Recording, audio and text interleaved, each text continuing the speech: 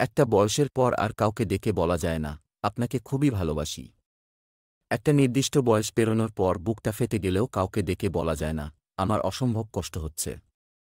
কাউকে ডেকে বলা যায় না, জানেন, আমার খুব কাছের একজন আমাকে অবহেলা করছে, আমার ফোন রিসিভ করে না, মেসেজ সিন করে কিন্তু জবাব দেয় না। এগুলো তখন হাস্যকর মনে হয়। একটা বয়সের পর হাত কেটে কাউকে দেখানো যায় না কতটা ভালোবাসি।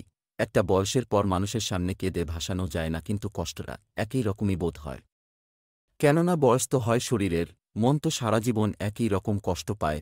অবহেলার আঘাতে ভেতরটা ফেটে যায়, শুধু সহ্য ক্ষমতাটা বাড়ে। একটা নির্দিষ্ট বয়স পেরোনোর পর চিৎকার করে কাঁদলেও বা ঝগড়া করলেও লোকে বলবে, তুই কি বাচ্চা নাকি?